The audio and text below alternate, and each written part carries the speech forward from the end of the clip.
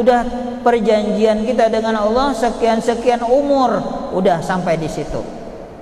Adakah Allah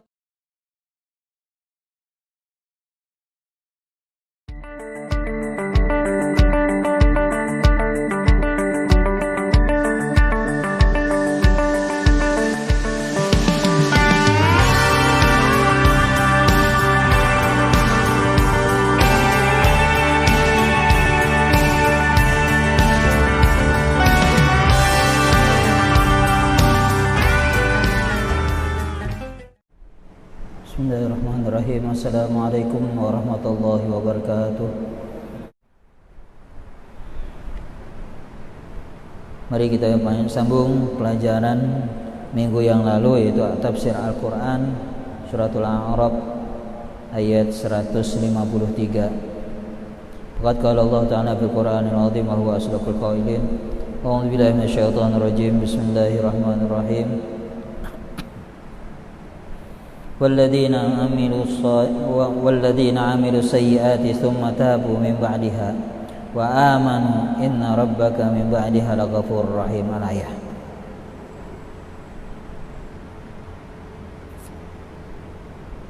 Kata Allah dalam Al-Quran, walladzina amilus sayyi'at, bermula orang-orang yang berbuat kejahatan. Ayat sebelumnya menceritakan bahwa kaumnya Nabi Musa menjadikan anak sapi sebagai Tuhan. Ini satu kesalahan, ya, maksiat.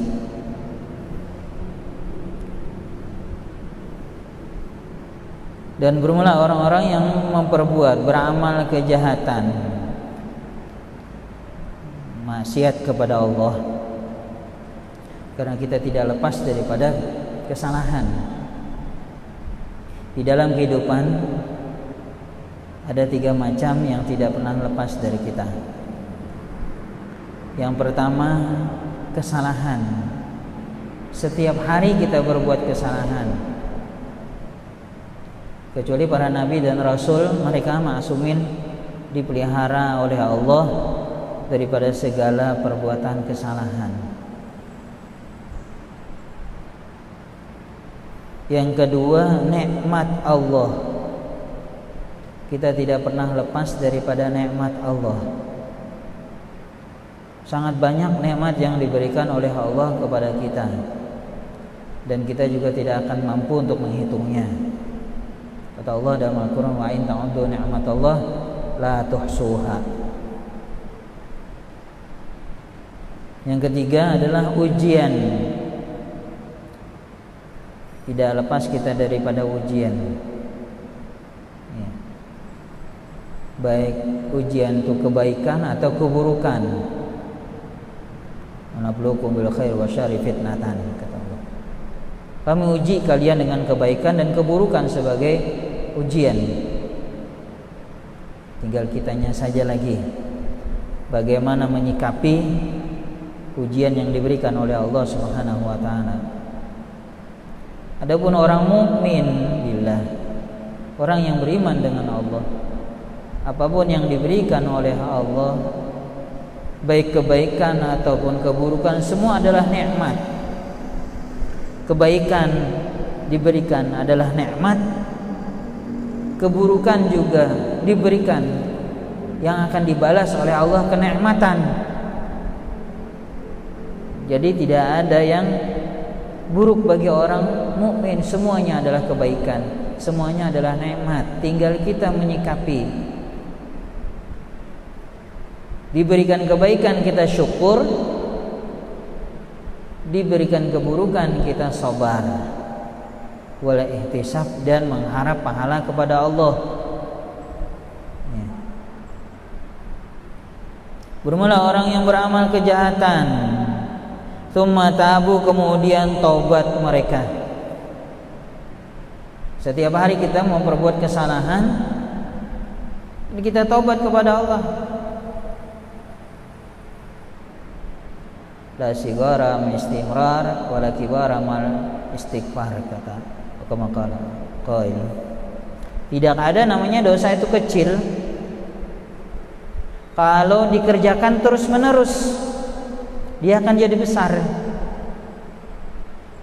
Dan tidak ada juga yang namanya dosa besar mal istighfar kalau diiringi dengan istighfar kepada Allah, taubat kepada Allah.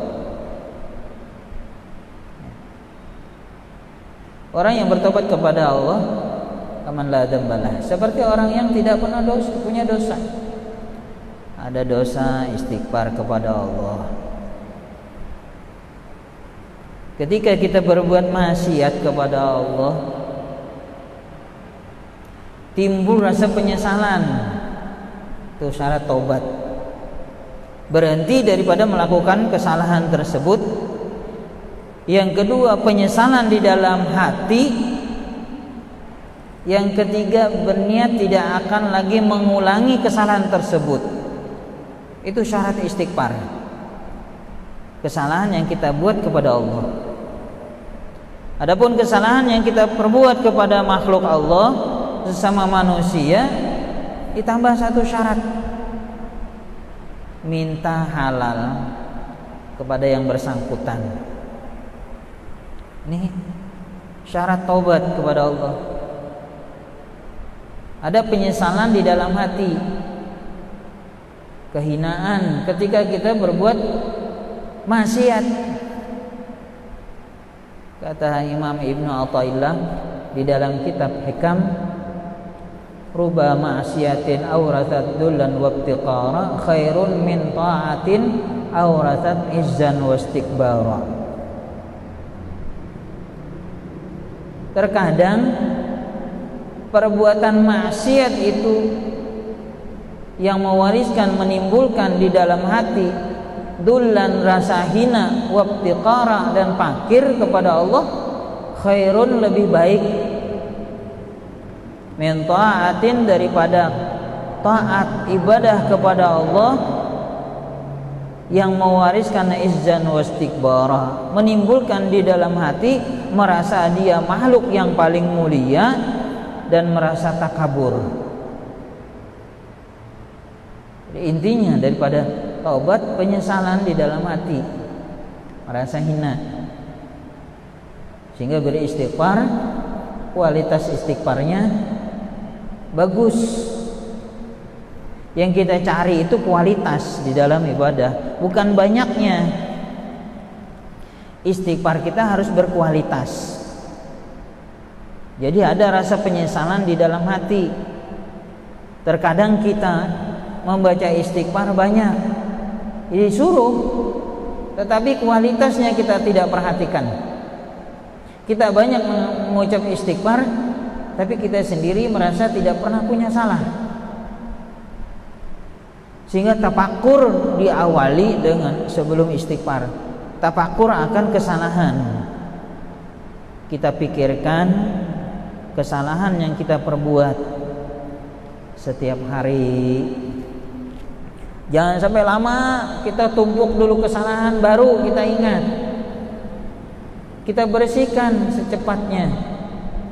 Seperti tempat lantai kotor, kita lihat kotor, cepat kita bersihkan supaya lantai itu bersih, tidak berkarat dengan kotoran, susah hingga susah dibersihkan.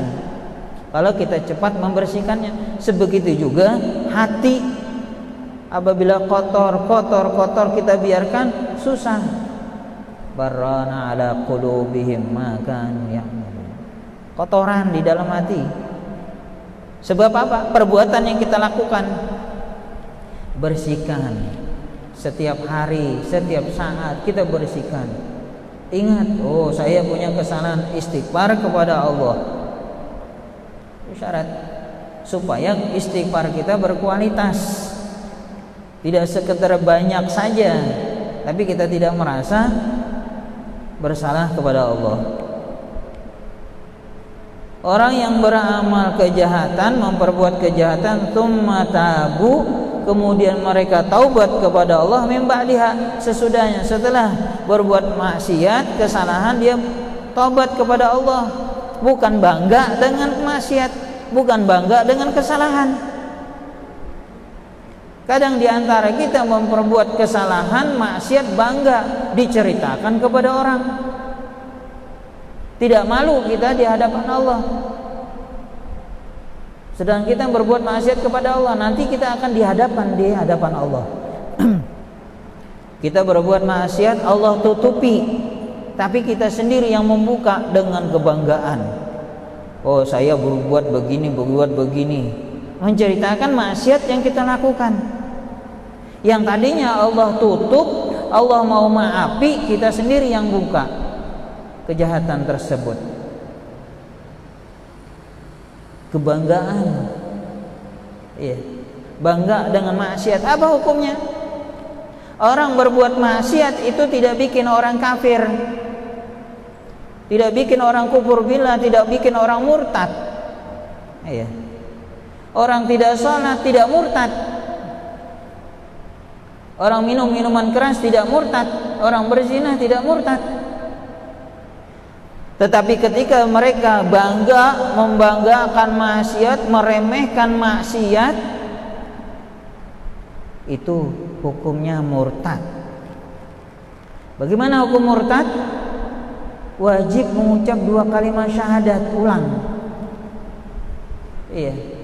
Orang tidak sholat tidak bikin dia murtad, dia berdosa. Ketika mereka tidak sholat, kemudian membawakan diri bahwa sholat itu tidak wajib, atau kata-katanya yang meremehkan sholat. Apain sholat? Udah jadi apa-apa, hukumnya murtad. Iya. Minum minuman keras, hukumnya maksiat, berdosa. Ketika mereka membanggakan, meremehkan maksiat, berdosa. Kadang-kadang kita bikin main-main. Agama bukan untuk bikin main-main. Nih satu kesalahan, dianggap biasa. Orang-orang dulu katanya, enak kalau mau masuk neraka, nanti nggak susah hidupin rokok. Emang enak di neraka? Itu ada yang berkata itu seolah main-main. Apa hukumnya? Murtad. Wajib ya 2 kalimat syahadat. Ada juga bilang, kalau mau bikin maksiat jangan nanggung-nanggung. Jadi nanti malaikat kalau masuk ke neraka dilempar, kelewatan. Iya. Dia sendiri yang terjun, bukan dilempar, dia tersendiri yang terjun. Terjun sampai ke dasarnya. Ini meremehkan namanya, meremehkan akhirat, tidak beriman dengan negeri akhirat. Apa hukumnya? Murtad. Iya.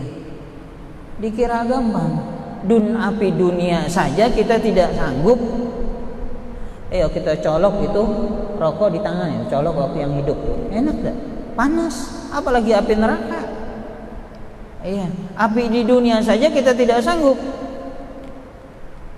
Hukumnya naudzubillah. Iya.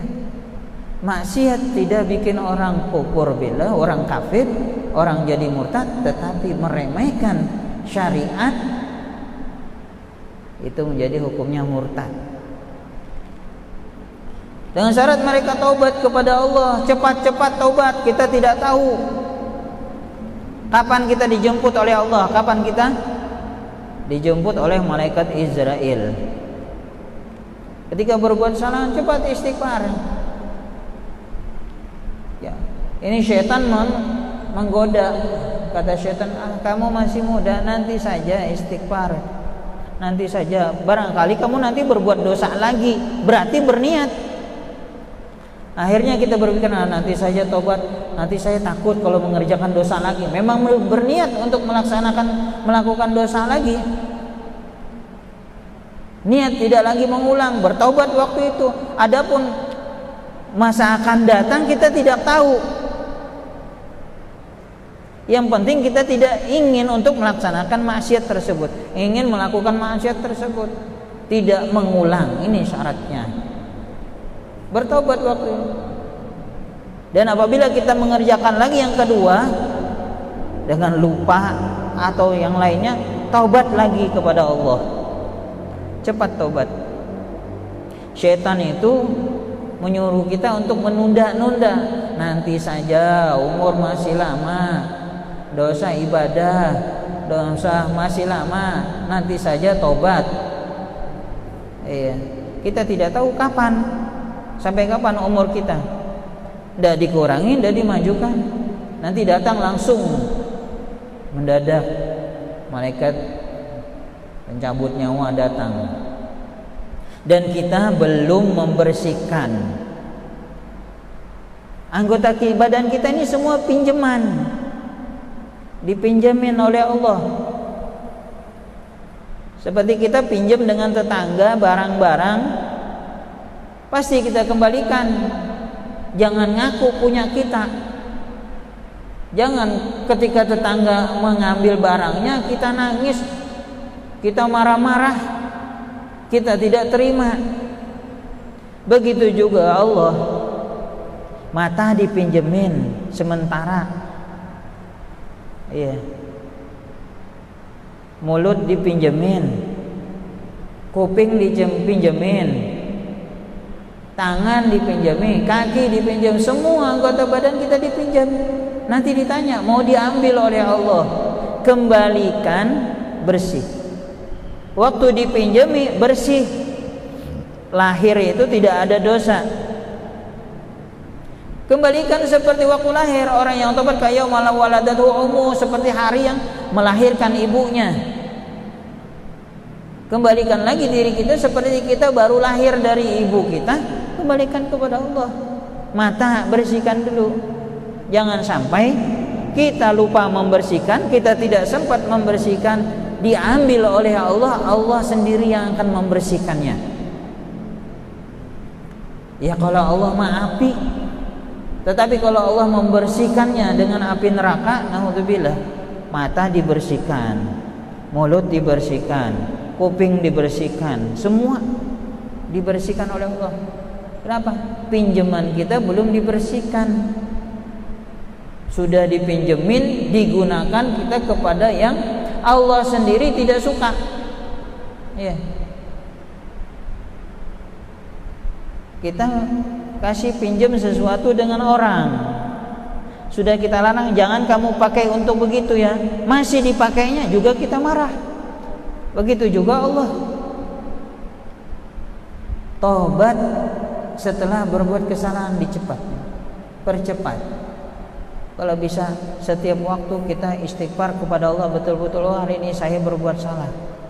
Perasaan malas saja untuk menghadap Allah satu kesalahan. Iya.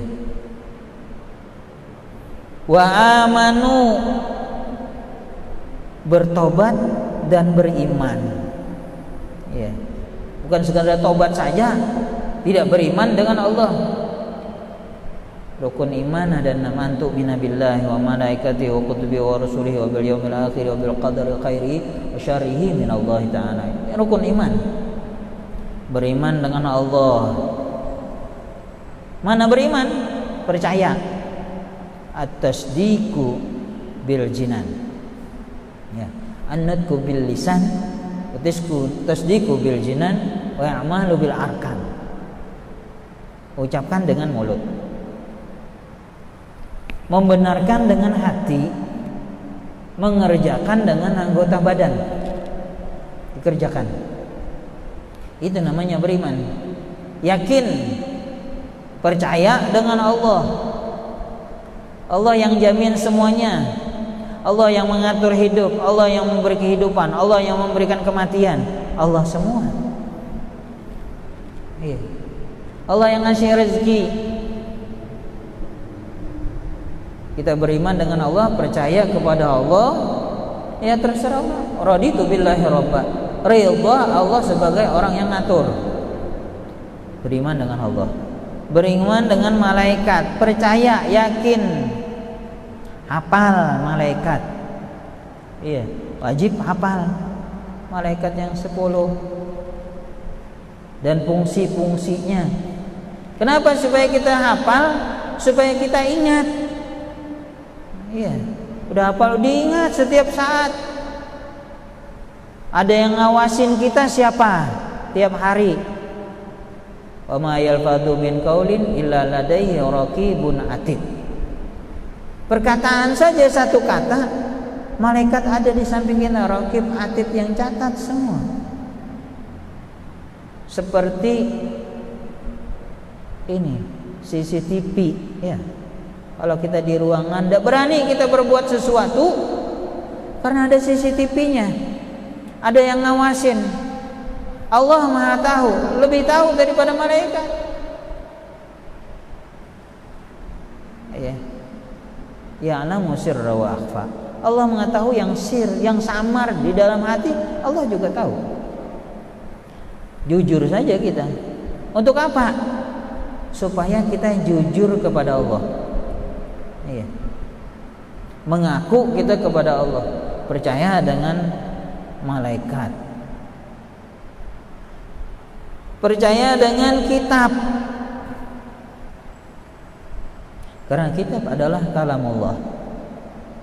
Ikutin kitab, yakin dengan kitab. Kemana saja kita harus berpedoman dengan kitab Al-Quran.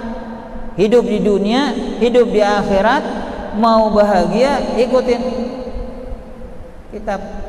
Wa ma atakumur rasul fakhudhu wa ma nahakum anhu fantahu.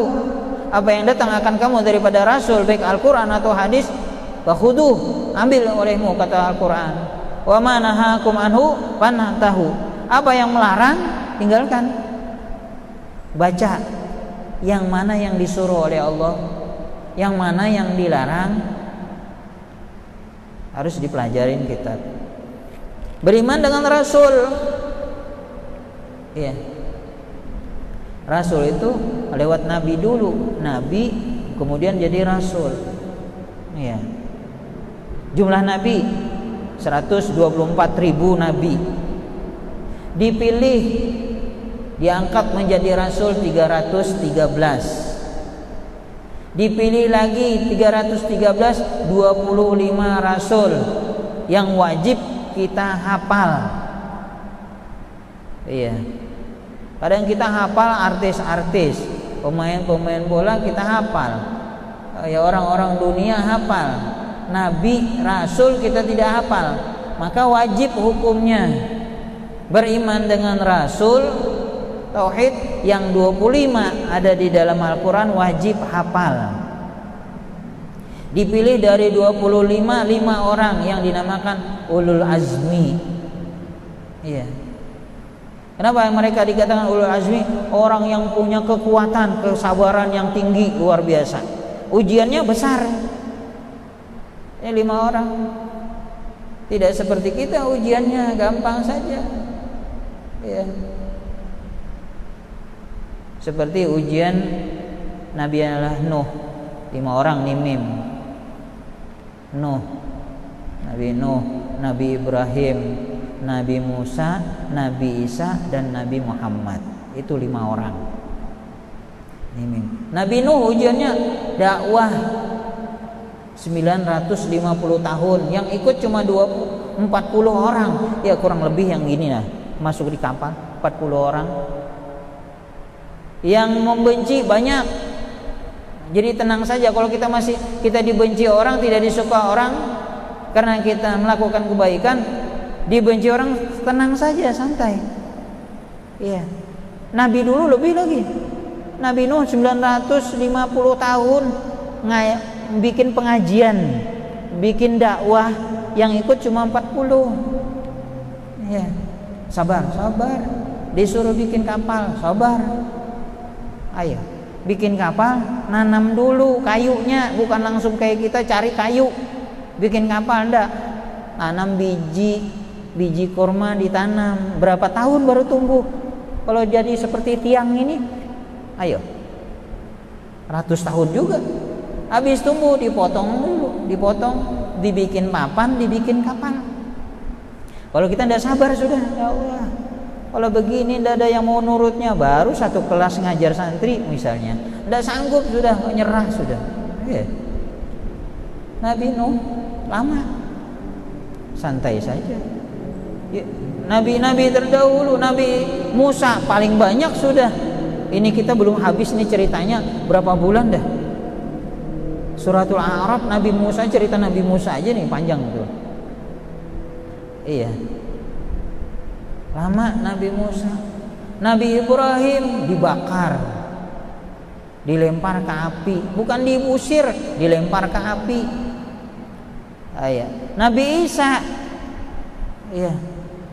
udah nggak punya rumah, dituduh ibunya, sudah dituduh, kemudian lahir dianggap macam-macam, kemudian mau dibunuh. Nabi Isa. Rasulullah, udahnya Rasulullah, diusirnya iya, diperangin iya, lengkap sudah. Dipilih dari yang 5 Rasulullah. Nah ini pilihan. Beriman dengan Rasul, beriman dengan hari akhir, hari kiamat, beriman di dalam kubur, di padang mahsyar, Shiratal Mustaqim. Bagaimana kita nanti? Mau mengetahui di sana, di dunia ini bagaimana kita? Kita baik, kita diridhoi oleh Allah, nanti di akhirat juga diridhoi oleh Allah. Beriman dengan qada dan qadarnya Allah, takdir. Kalau beriman jangan ngeluh, itu saja. Tidak boleh ngeluh.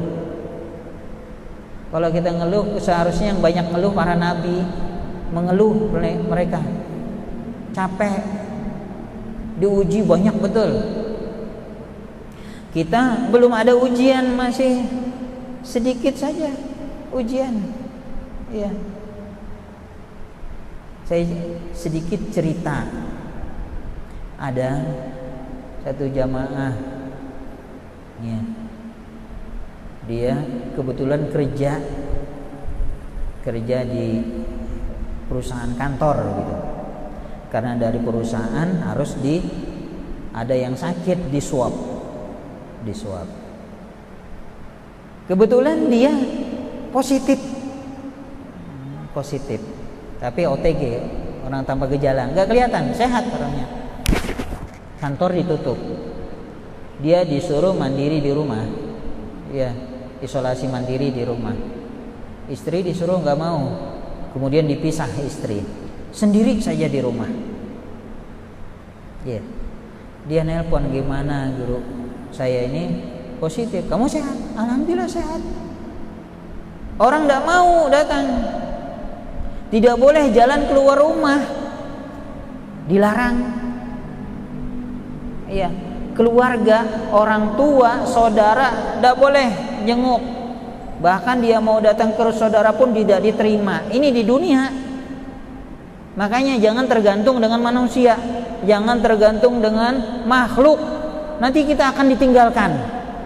Belum mati,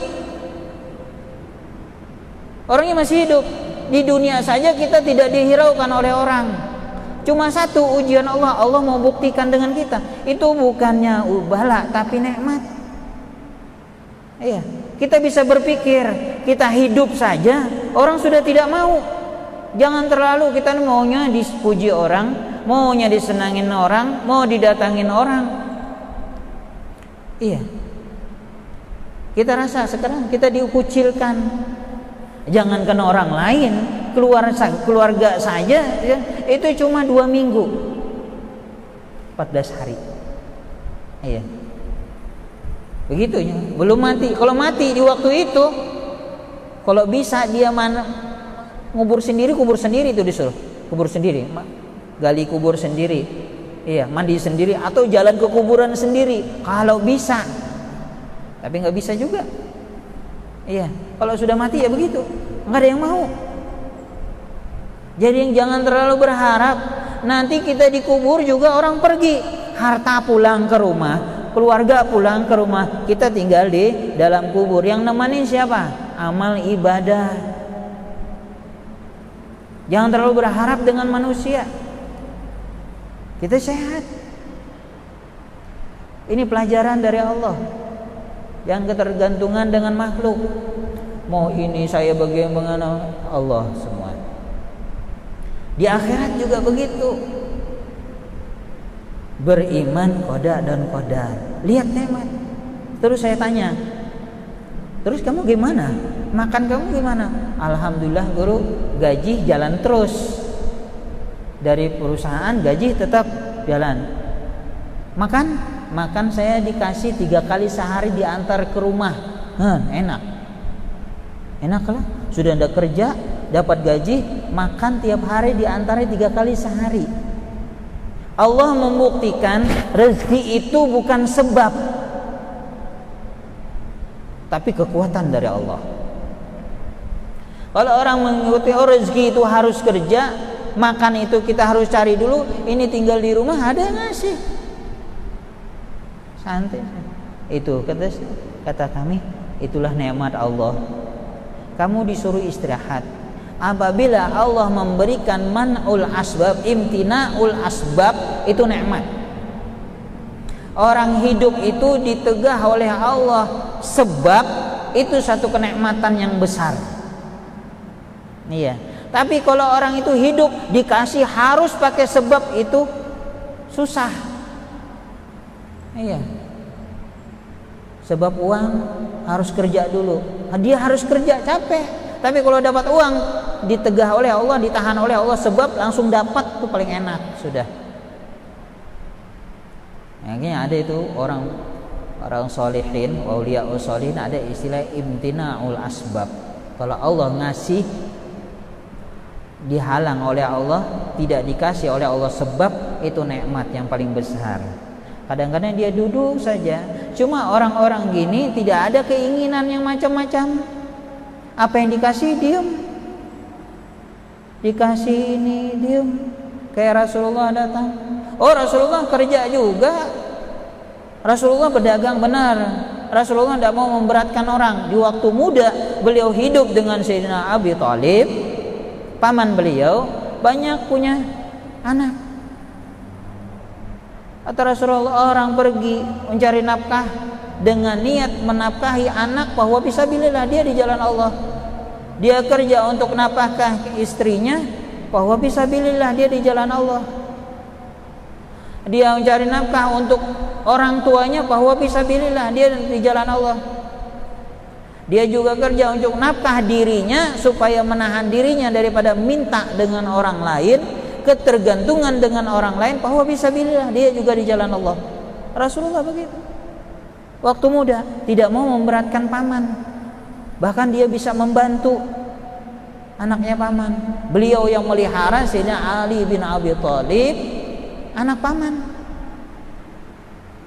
Beliau panggil Sayyidina Abbas, kata beliau, ayo kita bantu paman, kamu ambil satu, saya ambil satu. Sayyidina Abbas ambil Ja'far bin Abi Thalib, Rasulullah ambil Sayyidina Ali bin Abi Thalib. Pelihara, tidak ketergantungan dengan orang. Setelah beliau menikah, dah lagi sudah dakwah saja beliau, dakwah. Karena memang ada sudah dikasih oleh Allah bahagian daripada ghanimah dan paih harta. Beriman dengan qada dan qadar Allah. Inna rabbaka min ba'diha laghafurur rahim. Bahwasanya Tuhan engkau daripada sesudah itu, sudah apa? Sesudah orang berbuat kesalahan, kemudian mereka taubat, kemudian beriman kepada Allah, ya, beriman itu beramal, apa yang disuruh dikerjakan, dilarang dijauhi. Inna rabbaka min ba'diha, bahwasanya Tuhan kau sesudah demikian itu laghafurur rahim. Allah itu pengampun. Allah nunggu tobat kita, tinggal kitanya saja lagi. Kapan mau? Allah buka, bahkan tiap malam Allah buka, tiap saat Allah buka. Antara maghrib dan isya, ini waktunya luar biasa, waktu mustajab. Iya. Antara adzan dan qomat, waktu mustajab. Allah kasih tengah malam, akhir malam, waktu mustajab. Iya. Habis sholat subuh, waktu mustajab. Tinggal kitanya saja lagi, Allah buka tiap saat. Allah nunggu. Kata Allah, sungguh Dia itu pengampun. Masih kita tidak percaya? Ya. Seberapa banyak pun sekalipun seperti buih di lautan, Allah ampuni dosa kita asal kita istighfar kepada Allah. Rahimun, Allah kasih sayang. Sayang Allah dengan hambanya, dengan makhluknya, Allah kasih tempo. Iya. Tidak Allah cepatkan. Sekalipun kita maksiat, Allah tidak cepatkan. Udah perjanjian kita dengan Allah sekian-sekian umur, udah sampai di situ. Adakah Allah cepat? Gara-gara kita berbuat maksiat, kesalahan, kata Allah, waduh aku cepatkan saja sudah matinya kamu. Enggak, Allah tunggu. Bahkan Allah sampai tunggu nih roh sampai di tenggorokan. Iya. Sampai roh di tenggorokan kita disuruh oleh Allah. Ditunggu oleh Allah untuk istighfar kepada Allah. Ini kasih sayangnya Allah kepada hambanya. Iya. Banyak kasih sayang Allah dikasihkan kepada makhluk cuma 1%, 100%-nya di sisi Allah. Ini luar biasa. Ya, kasih sayang Allah kepada kita. Tinggal kita yang tidak menghargai, tidak bersyukur kepada Allah, rahmat Allah, kasih sayang Allah kepada kita. Mudah-mudahan ini saja yang dapat kami sampaikan. Kurang lebih kami mohon ampun.